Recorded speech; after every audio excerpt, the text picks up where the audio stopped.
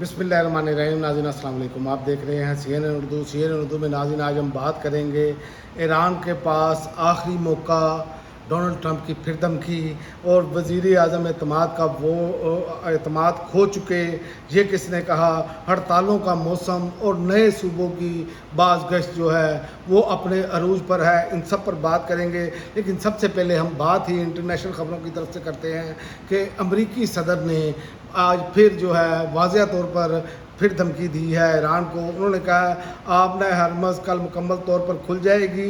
Iran के पास ये आखिरी मौका है कि वो दस्तावेज़ पर दस्तखत कर दे अमरीकी सदर।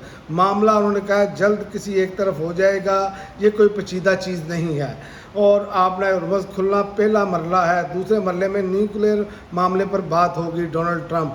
लेकिन इसके जवाब में ईरान ने कहा है कि ईरान वसी जंग नहीं चाहता, मगर सरहदों के दिफा से हरगिज़ पीछे नहीं हटेगा।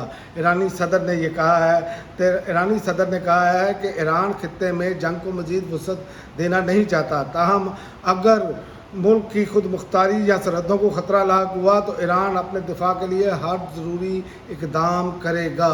ईरानी सरकारी नशरियाती इदारे के मुताबिक उनके सदर ने ख़ानदानी तिब और राइफल सिस्टम के कौमी मनसूबे के दूसरे मरले की इफ्ताही तकरीब से खिताब करते हुए कहा कि मौजूदा हालात में कौमी इत्तेहाद और अंदरूनी इस्तेहकाम को मज़ीद मजबूत बनाना वक्त की अहम ज़रूरत है।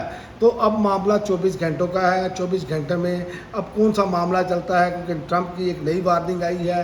देखते हैं कि अगले 24 घंटे में मामला किस तरफ जाते हैं, जो सूरत हाल बनी है। और दूसरा, मैंने बात की कि वज़ीर आज़म एतमाद का खो चुके हैं। इस पर जो है वो बैरिस्टर गौहर ने कहा है कि वज़ीर आज़म एतमाद का वोट खो बैठे हैं, सिस्टम लपेटा और नए इलेक्शन की तरफ जाया जाए। अडयाला जेल के करीब नाके पर गुफ्तगू करते हुए उन्होंने कहा कि ऐसे हालात में नेशनल हुकूमत की अशद ज़रूरत है। यानी कि इस सिस्टम में जिस तरह उन्होंने कहा इलेक्शन की तरफ जाया जाए, ये सिस्टम लपेट लें। इस सिस्टम में जिस तरह भी हो, अब आप एतमाद खो बैठे हैं और इसलिए नेशनल हुकूमत की ज़रूरत ज़रूरी है। मैं कहता हूँ आवाम के लिए मज़ीद हुकूमतें ना बनाओ। वज़ीर दाखिला ने सवाल उठाया और साथ ही अहम हुकूमती तादी ने भी वज़ीर आज़म की धांधली ज़दा करार दे दिया। ऐसे में हर जमहूरियत में वज़ीर आज़म सबसे पहले एतमाद का वोट लेता है। वज़ीर आज़म को फिर फौर असम्बली इजलास बुलाकर एतमाद का वोट लेना चाहिए, जिसमें वो नाकाम रहेंगे, इसलिए हुकूमत भी अब नहीं रहेगी। तो ये बात बैरिस्टर गौहर ने की है। ये ऐसे लग रहा है कि जैसे सबको जो चूरन बनाया जा रहा है कि एक नई कौमी हुकूमत का।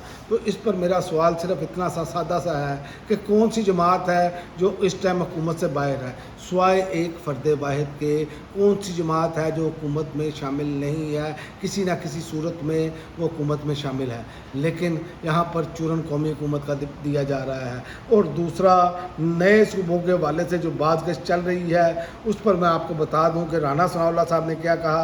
उन्होंने कहा कि नए सूबों से मुतल्लिक कोई बात एजेंडे पर नहीं है, सिस्टम कामयाब है और आइंदा भी होगा। ठीक है। वज़ीर आज़म के मशीर राना सनाउल्लाह ने आज़ाद कश्मीर के इंतखाबात को साफ़ और शफाफ करार देते हुए कहा कि मुस्लिम लीग नून आज़ाद कश्मीर में अपनी हुकूमत बनाएगी। वैसे ये तो बड़ी अफसोस की बात है, साफ़ और शफाफ इंतखाबात। क्या दुनिया अंधी है, दुनिया बहरी है, दुनिया गूंगी है? ये फार्म 47+ आपके तादी कह रहे हैं, तो आप वहीं से अंदाज़ा लगा लें कि सूरत हाल क्या है। तो सूबों के हवाले से जो है ना, वो अब मामला जो है ना इनकी दुख्ती पकड़ ली गई है। तो लाहौर में सेमिनार हुआ है जिसमें साबिक वफाकी वज़रा सियासी रहनुमाओं ने नए सूबे बनाने की हिमायत कर दी है। यूनिवर्सिटी ऑफ लाहौर के ज़ेरे तमाम गवर्नर्स लेकिन निज़ाम किया के मौजू पर खसूसी सेमिनार मुनक्किद हुआ, जिसमें मोहम्मद अली दुरानी, अनवारुल हक काकड़, वसीम अख्तर, फवाद चौधरी, लियाकत बलोच, असद उमर, असद मून और दीगर ने खिताब किया।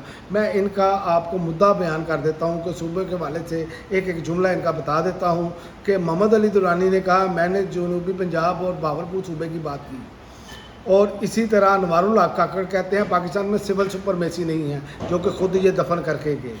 तीसरा, वसीम अख्तर ने कहा कि मोहसिन नकवी ने निज़ाम की तबाही का कहा ये निज़ाम 25 साल कबल तबाह हो चुका। जनाब नहीं, निज़ाम 25 साल कबल तबाह नहीं हुआ था, निज़ाम कुछ ना कुछ डिलीवर कर रहा था।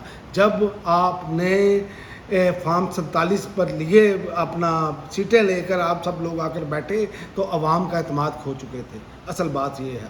اچھا جی، چوتھی بات، اب فواد چودھری کہتے ہیں نئے صوبے بنائے اور لوکل گورنمنٹ سسٹم لایا جائے. ٹھیک ہے. اور اسی طرح اسد عمر کہتے ہیں بلدیاتی نظام کے نفاذ کے لیے آئین میں ترمیم کی ضرورت ہے. تو اسد عمر صاحب سے سوال یہ ہے کہ کیا یہ فارم 47 والے آئینی ترمیم کریں گے؟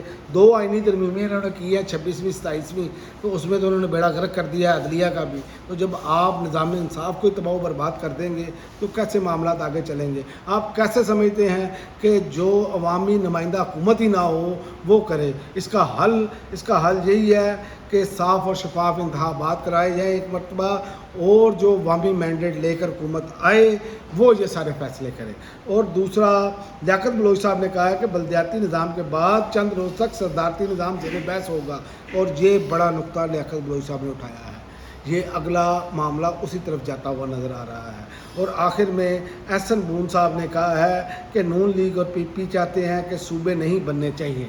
احسن بون نے ان کی ترجمانی کی کہ وہ یہ چاہتے ہیں اگر آپ نے ان جماعتوں کا ہی جو ہے وہ چورن بیچنا ہے تو پھر میں سمجھتا ہوں کہ پھر پاکستان کو تنزلی پر جو ہے وہ پاکستان جاتا جائے گا، کھائی کی طرف جاتا جائے گا، اوپر نہیں آ سکتا. یہ میں آپ کو بتا دوں، یہ آپ نے پچھلے 4 سال تجربہ کر کے دیکھ لیا ہے. تو ہڑتالوں کا موسم بھی جو ہے وہ اب شروع ہونے کو ہے. احتجاج تو ہو رہے ہیں، جیسے باقی دوسری جگہوں پر بھی احتجاج ہو رہے ہیں. پی ٹی آئی بھی کل احتجاج کر رہی ہے. تو اب گڈس ٹرانسپورٹ کے بعد آل پاکستان ٹرانسپورٹر ایسوسی ایشن کا بھی 8 اگست سے ہڑتال کا اعلان.